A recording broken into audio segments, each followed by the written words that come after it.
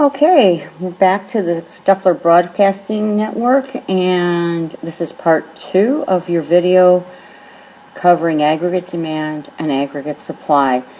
We left off in the last video talking about an increase in aggregate demand, talked about several of the things that will cause that increase. The easiest way to remember it is aggregate demand is the sum of consumption, investment, government spending, and net exports. So any factor or event that influences any of those 4 categories of spending will either increase the aggregate demand curve or decrease it. We're talking about an increase here, so obviously we've got to have more consumer spending or more business investment spending or more government spending or more net exports, meaning an increase in our exports or a decrease in our imports. So again, besides knowing how an event shifts one of these 3 curves, ADAS or LRAS, you need to know what is the resulting effects on price, output, and unemployment. Here again, when aggregate demand increases, price rises, output rises, and unemployment falls. Okay, so the opposite is true when you have a decrease in aggregate demand. Here I've got a aggregate demand curve shifted to the left, and it could have been caused by negative expectations of business owners, households, causing a decrease in their consumer spending and investment spending. So negative expectations will decrease aggregate demand. Higher interest rates will decrease aggregate demand because consumption will fall when there's higher interest rates. Business investment spending will fall. Less projects are profitable when interest rates are higher. Income taxes. What change would have to happen to personal income taxes to cause this decrease in aggregate demand? Well, yeah, of course. When income taxes rise, or there's increases to personal income taxes, then people's disposable income falls. When their disposable income falls, consumption falls. Aggregate demand decreases and shifts to the left. And as you can see, the effects of that decrease in aggregate demand would be that we have a lower level of prices, a lower level of output, and we have a higher level of unemployment. Now, I neglected to mention in the last slide, but I'll do it here. Here's the full employment level of output that we desire, and that's if we're operating on our production possibilities curve, then this is the amount of output we'd be producing. Now, we're in balance, or output and spending are equal at this level. So if we say, for example, this is 15 trillion and this is 14 trillion, then we have the difference being a recessionary gap because the actual level of output and spending are less than the full employment level. As I mentioned earlier, we have a higher level of unemployment, and as far as the PPC, we must be inside the PPC. So let me go to the next slide. Okay, the next slide is an increase in aggregate supply, and we're talking about the short-run aggregate supply. In this case, it's shifted to the right. You can see on the graph, well, the equilibrium level of prices was 150. They fell to 145, so prices fell. And you can see that this level of output, which in this case is 9,500 that we began at, is now risen or increased to 9,800. So we're actually operating above full employment. Wherever the long-run aggregate supply goes, curve measures or is drawn, that is YF, meaning full employment, or as your book says, maybe YP, the full employment level of output or potential level of output. Well, now we're producing higher. This is our equilibrium. Equilibrium level of output is 9,800. So this distance or this difference, 300 billion, that is what we refer to as an expansionary gap. Well, I suppose since we've been inside our production possibilities curve in the United States for so long, that an expansionary gap sounds pretty positive and a lot better, but yet it's not, because the problem with an expansionary gap is that it can lead to spiraling inflation. So an expansionary gap is not necessarily a positive situation. I don't know if you could say it's better or worse than a recession, but it depends on who you are. If you're a borrower or a saver, a worker or an employer, it can all be very different evaluation of that situation. So, we got an increase in aggregate supply. What caused it? Well, what caused it? You should immediately think, AS, if it increases, it shifts because of cost of doing business.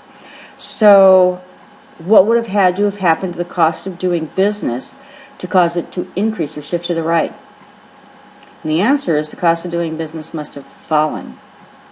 And because the cost of doing business fell, it causes suppliers to be more willing to supply at every given price, because now the costs are cheaper. So it could be labor costs falling, it could be costs for insurance or benefits falling, it could be cost of raw materials getting cheaper. Any of those things could cause the aggregate supply curve to shift to the right. Now, I wanted to mention one thing that will not cause the short-run aggregate supply to shift to the right all by itself, and that's a change in technology. Because a change in technology shifts both the supply curves. So, remember, the short-run aggregate supply curve, that upward sloping supply curve, only increases or decreases when the costs of doing business change. And it could be, for example, labor costs, material costs. It could be corporate income taxes. What would have to happen to corporate income tax rates for the aggregate supply curve to increase? Well, they'd have to fall. So lower corporate income tax rates. That would cause the aggregate supply curve to increase. All right, our next slide shows the opposite, the aggregate supply curve decreasing. We've got a new higher level of prices, 126 from 120. We've got a new lower level of output. We were producing at 9,800. Now we're producing at 9,550 and spending at 9,550. So we have another gap, and our gap is this difference. This is the 9,800 is our potential level of output, or our full employment level. Where we're actually producing is 9,550. So we have a $250 billion recessionary gap. Okay, so what caused this? Well, again, what shifts aggregate supply is a change in the cost of doing business. And if it's decreased, then that means costs must be rising. So higher costs of doing business will decrease the aggregate supply curve. Sellers will be less willing to supply at every given price.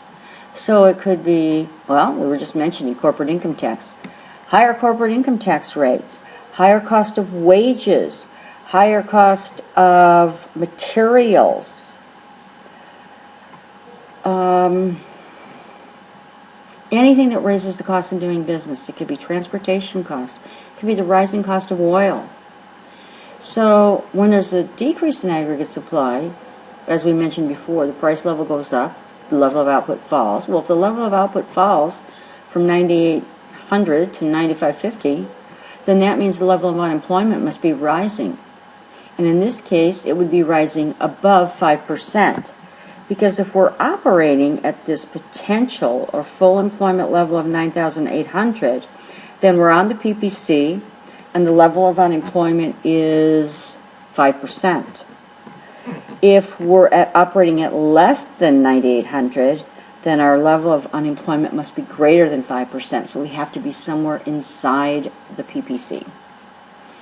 Now, this particular graph shows kind of a unique situation.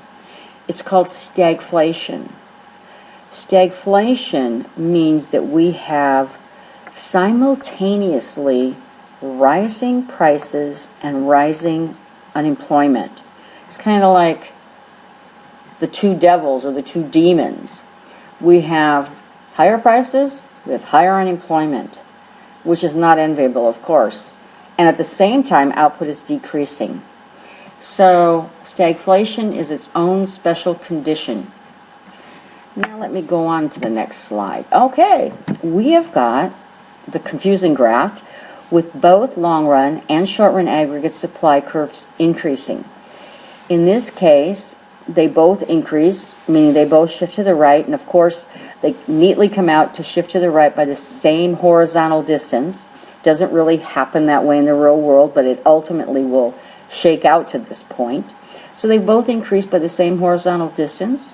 Our new level of prices is 114. Our new level of output is 9,875. So output has risen. Prices have fallen. Has unemployment changed? Well, it probably did during this transition, but ultimately, this 9,875, this is our new full employment level of output, or our new potential level of output. And we're producing and purchasing that level. So unemployment will ultimately remain at 5% or go back to its natural rate. And I'm in my class, I'm using 5% as the natural rate of unemployment. So I had a cause of this being the U.S. increases its level of human capital, meaning, well, we have more skills and knowledge. Our workers possess more skills and knowledge. So more skills and knowledge will increase human capital. What else could cause this? Well, another cause could be technological change. Technological change ultimately lowers prices and allows us to get more output from our resources, which shifts out our PPC curve. Just like increases of human capital shift out our PPC. I'm sorry, I refer to it as the PPC. Your textbook refers to it as the PPF. Same thing. So when the PPF shifts out, anything that causes it to shift out increases both the long run and the short run aggregate supply curve, and we have a new higher potential level of output. In this case, it's 9,875. Okay, let me see. Is there anything else I wanted to say on this one? Oh, I want to ask you a question. How can the United States increase its level of human capital? Boy, is that a subject I'd like to talk about, but I'm going to let you just think about that. Let's go to the next slide. Okay, we have a severe earthquake in California. God forbid, we hit the big one. And we have a tremendous loss of life, loss of property, and that causes the PPC, or PPF as your textbook calls it, to shift inward. We've got less resources.